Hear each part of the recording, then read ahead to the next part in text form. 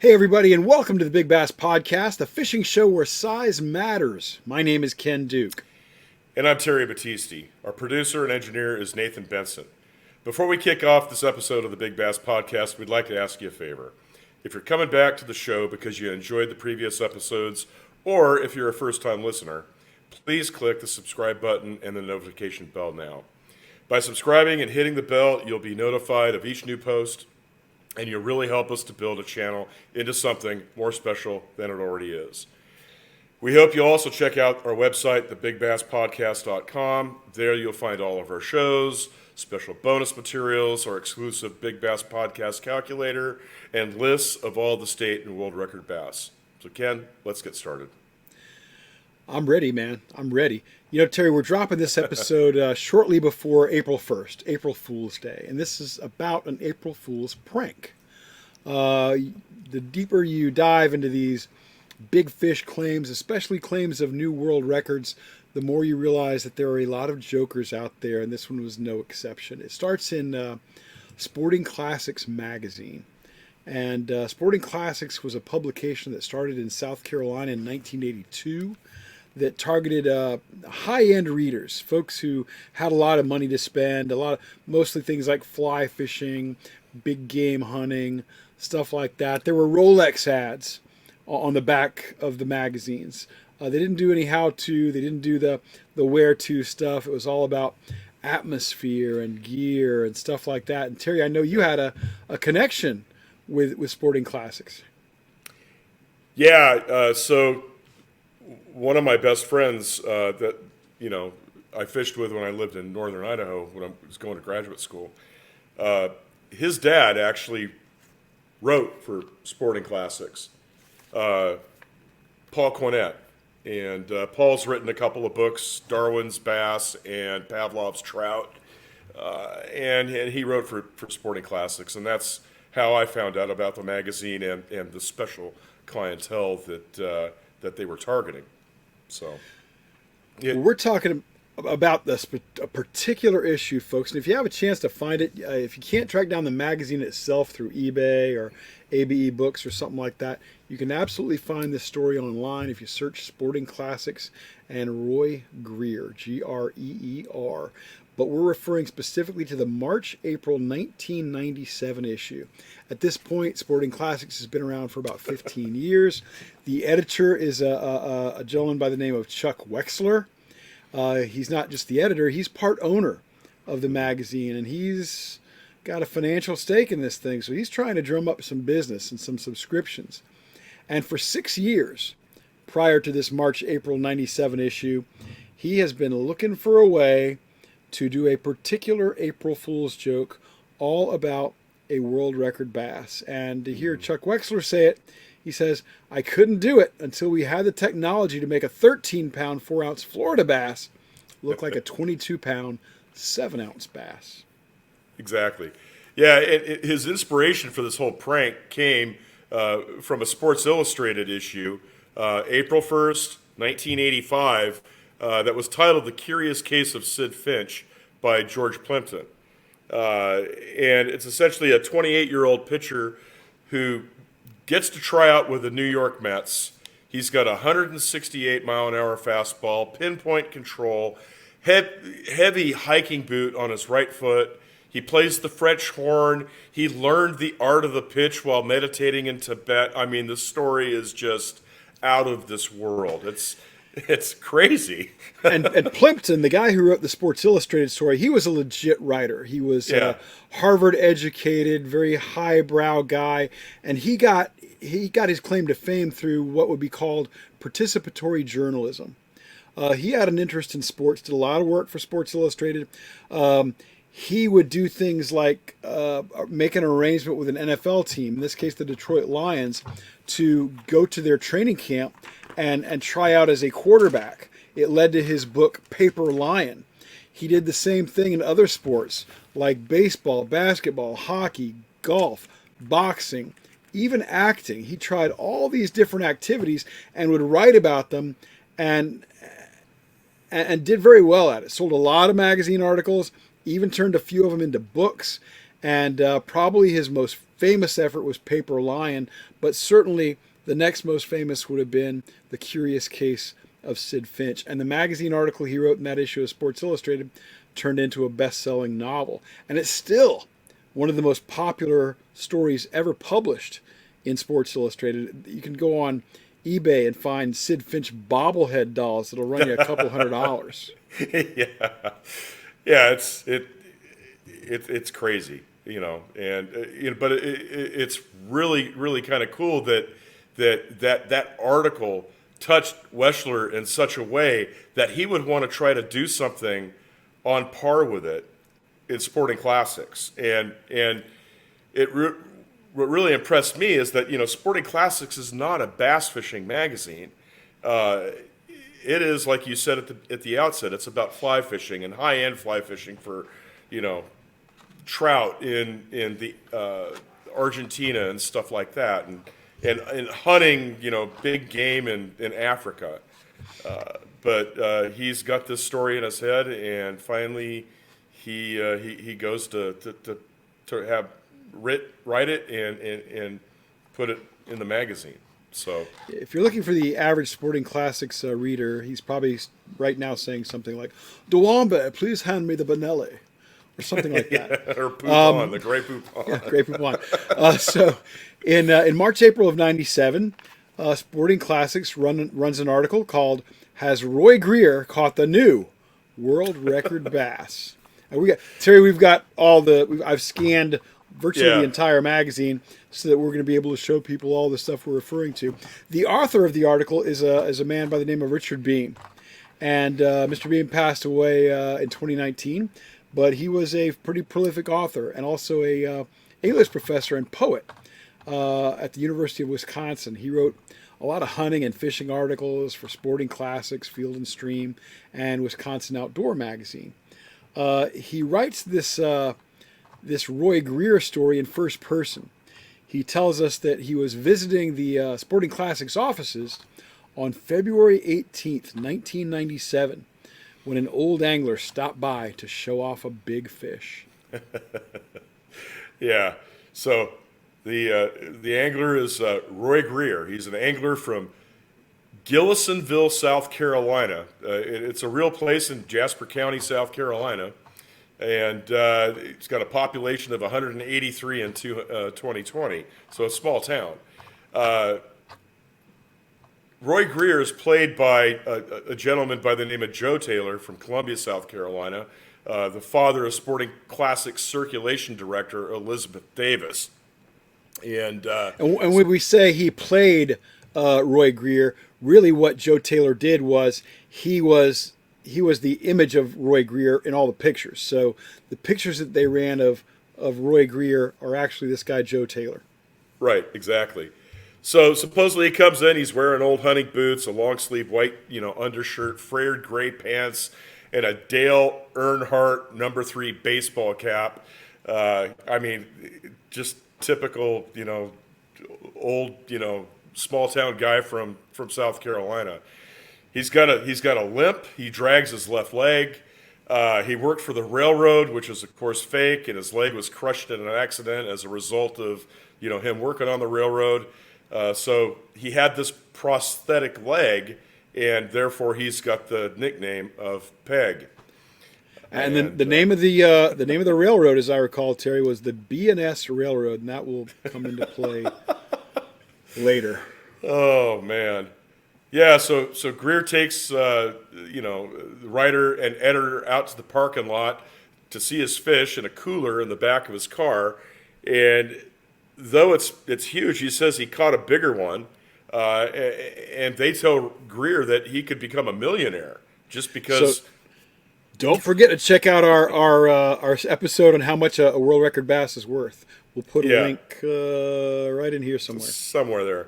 Yeah, so they take the fish to weigh and measure at a nearby Piggly Wiggly, of course, and the thing comes out at 22 pounds, 8 ounces.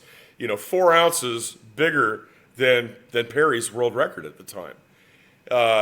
They later have the fish weighed, measured, certified by South Carolina Department of Natural Resources. It comes in at 22.7.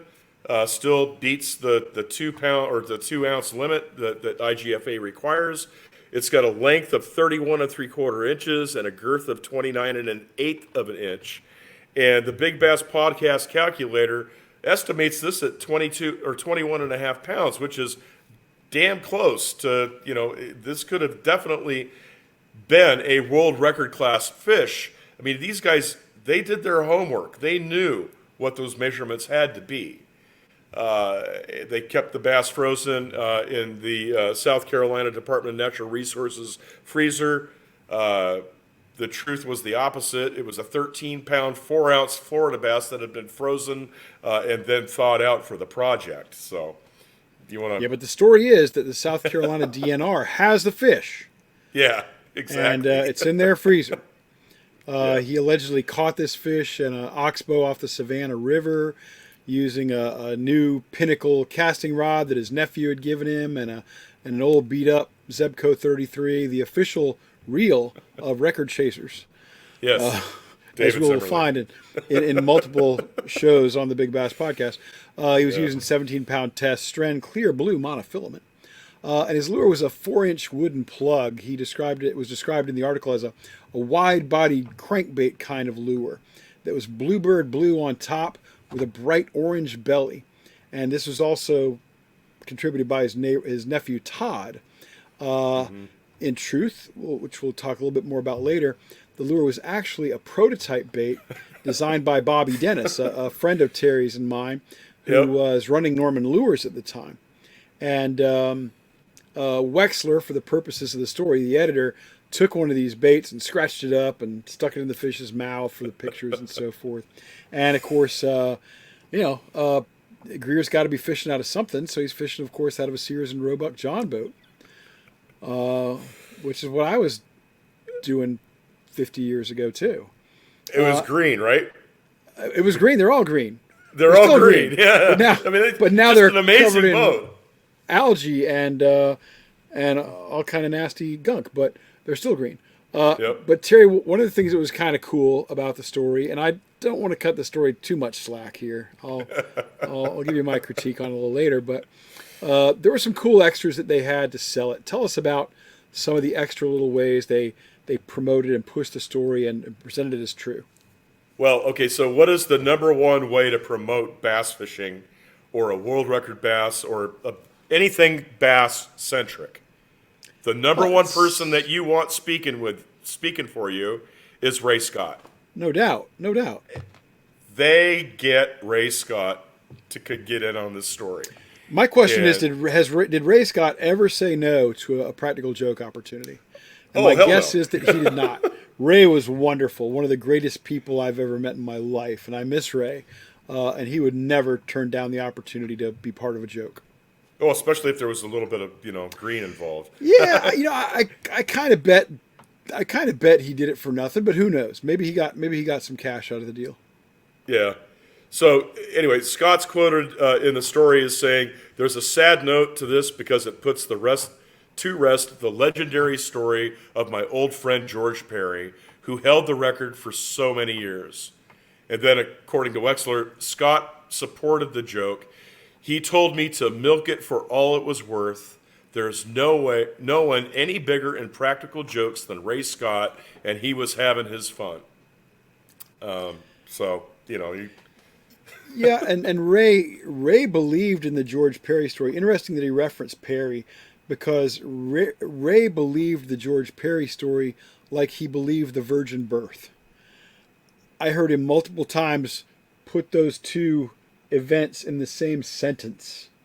So he was really pushing hard. He was really promoting this thing hard for Sporting Classics. But not everybody was excited about this April Fool's joke. An outdoor writer for the Tennessean out of Nashville said, Ray was calling people up and saying, "Hey, don't tell anybody I told you, but a magazine's coming out with a story about a world record bass." And not everybody was buying in, but Ray was pushing it hard. And Ray was, if not exactly the gospel, because he did have a reputation for practical jokes, you had to at least listen if Ray Scott gave you a call. Yeah, without a doubt. So the story goes on that Greer's nephew is allegedly paid $25,000 for their international marketing rights to his crankbait that he's designed, that this world record fish has been caught on, and production has been started, and the rights were supposedly sold to Bill Norman, and Ken's got one that's signed and numbered. Ken has two. Ken has two, Terry. Ken has two. Ken has two. This is for the Norman collectors that are watching this show. This is a crankbait that is a prototype that Bobby Dennis was playing around with and did not ever take it to market.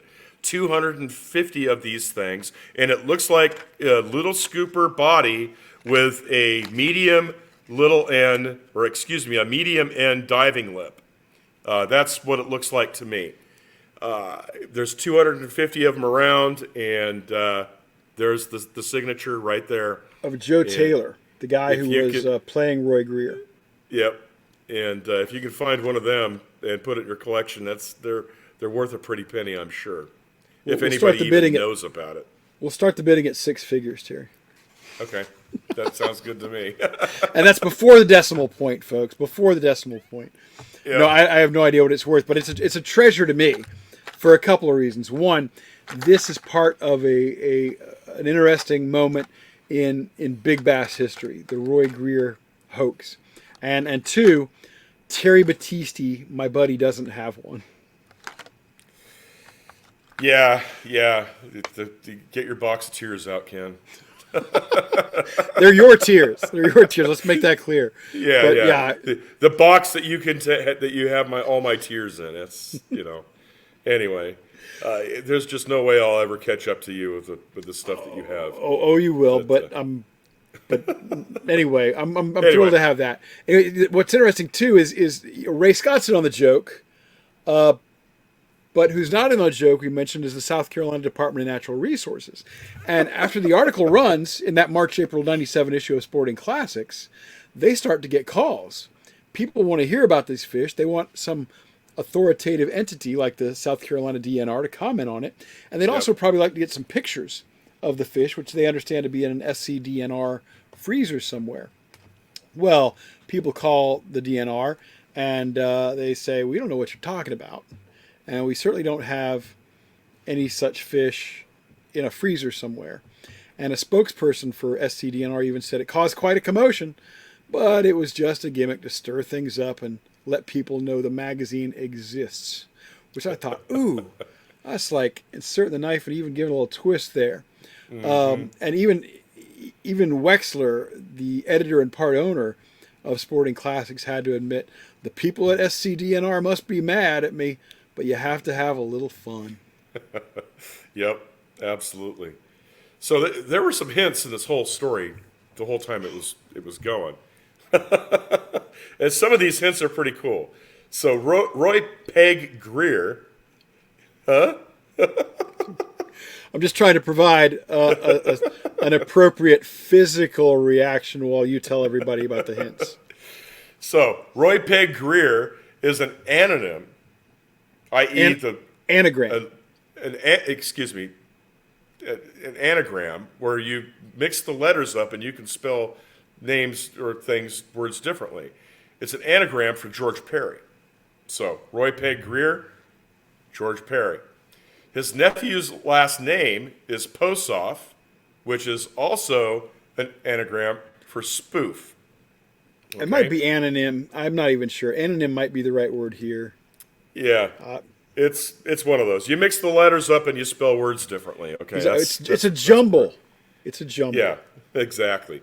And then Taylor's employer, again, as Ken mentioned a little earlier, was the Macon B&S Railroad.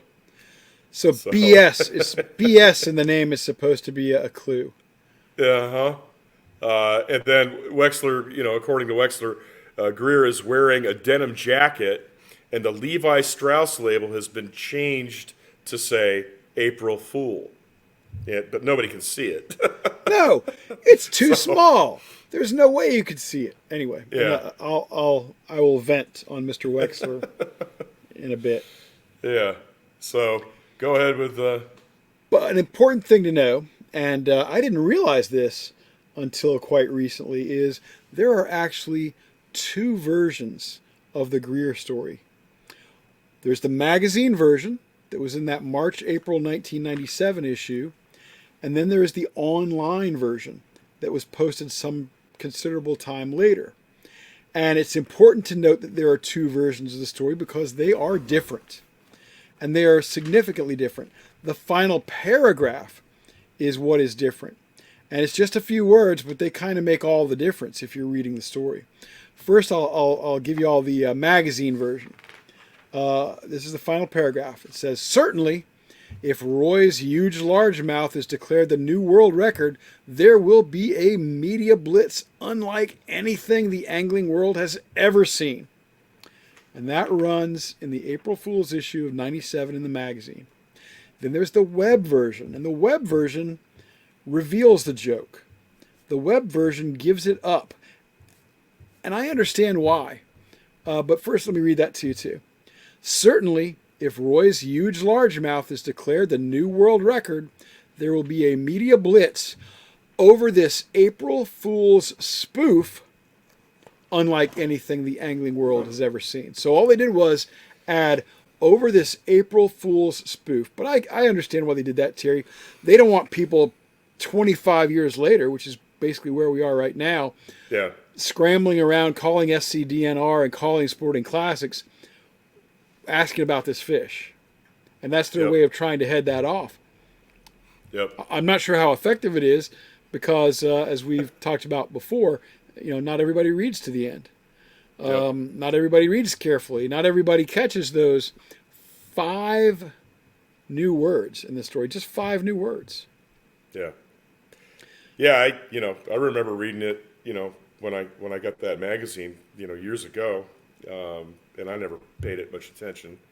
But yeah, I need to go actually check out the online version myself and read it and look for those 5 words. But yeah, nobody reads anymore to begin with, like you said. What?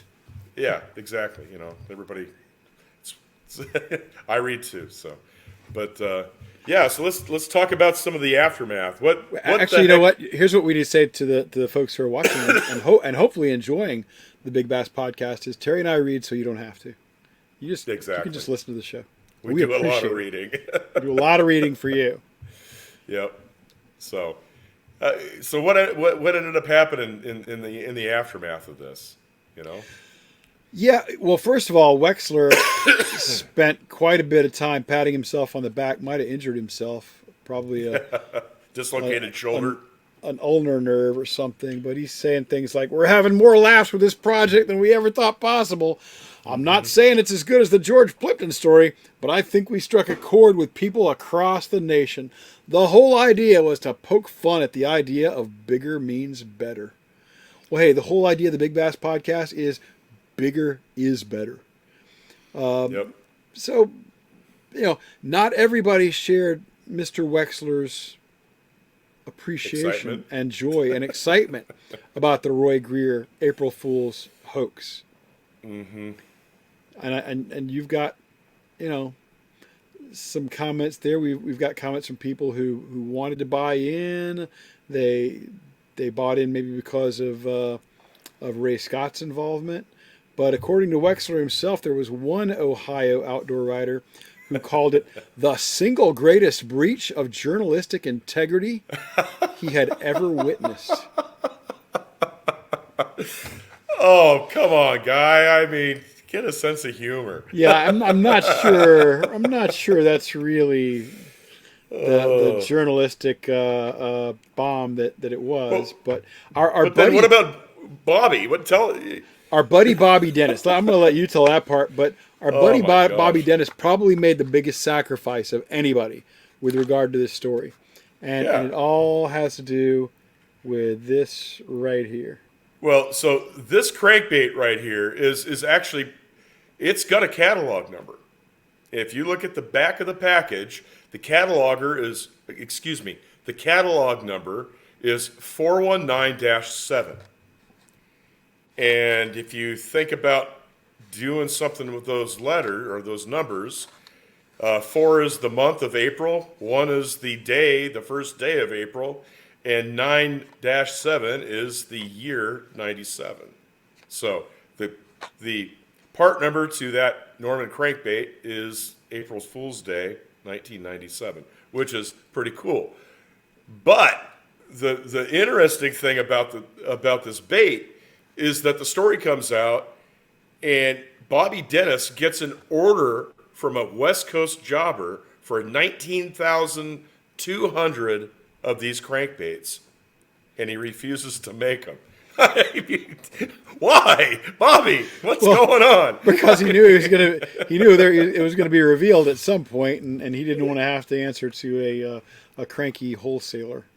Right. But, yeah, Bobby's got enough sense and just a smart guy. He's worked with all the greats in the tackle industry through the years, and just a fascinating storyteller. In fact, if you want to learn more about Bobby Dennis, you need to go over to Terry's other website, bass-archives.com. And if Terry hasn't got some Bobby Dennis material posted already, I'm sure he will at some point soon. Yep. We have that definitely planned out. I've got about an hour and a half interview with him that I'm still working on, trying to make a story about it. Bobby actually tells, because Bobby actually grew up with Cotton Cordell's kid, and they were running partners. They worked together at Cotton's place. He worked for Rebel. He worked for Norman. Bobby's been all over the place in the industry from early age. All right, Dr. Battisti, we've just told the story of probably the most famous April Fool's joke in the history of big bass, Roy Peg Greer. What's your takeaway? Oh, I think it's exquisite. It's beautiful. I'm actually kind of bummed out that it was done in Sporting Classics, because this could have been run in Bassmaster Magazine and really, gotten some weight behind it and some momentum.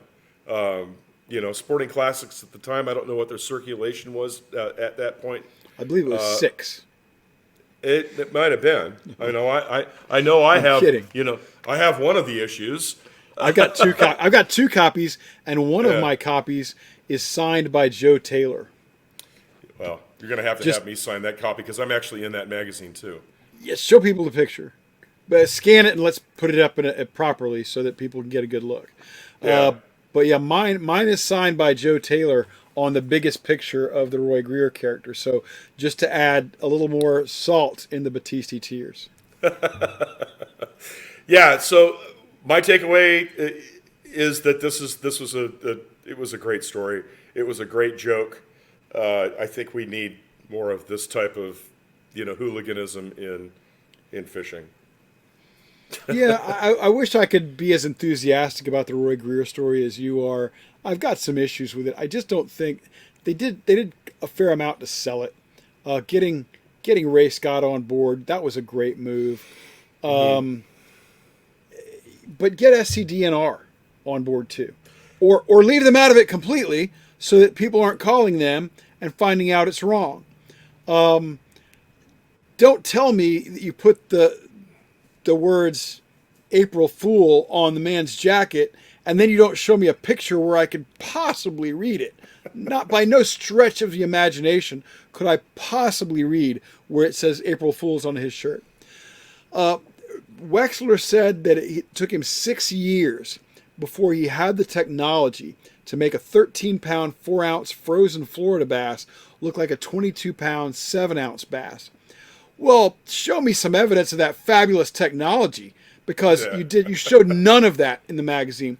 There is one picture where the fish looks truly big, and that's the lead image for the story. But you could have done that picture just by holding it, the old trick of holding your arms out and hiding your arms behind the fish. There is zero technology involved in making that picture look good. The rest of the pictures, it looks like a really nice fish, but it probably looks smaller than 13 pounds, 4 ounces to me. So I don't buy that. Roy Peg Greer as an anonym for George Perry. Okay, I kind of like that. But making BNS Railroad is supposed to be a hint? That's the lousiest hint I've ever heard. And Todd Posoff. Posoff is an anonym for spoof. Try again. That sucked. Way too much of this story sucked. Oh, you need a drink. It was half-assed. This was a half-assed. No, this was a half-assed April Fool's joke. You need to go run 3 miles. I feel like I just have. I feel like I just have. I put on my. Oh man. I put on my fired up shirt for this one. Oh jeez. All right. I'm just not going to congratulate him. This is nowhere near the quality of story or the level of follow through as the Sid Finch and the New York Mets story that George Plimpton did in the 1980s. All right. So you've got some guys that don't know much about bass fishing. That's obvious. Maybe if they had done a little bit more homework, but no, I think that's not my problem. I think they passed off the bass stuff pretty well. They got Bobby Dennis referenced in there. They know it's a crankbait. They've got Ray Scott involved.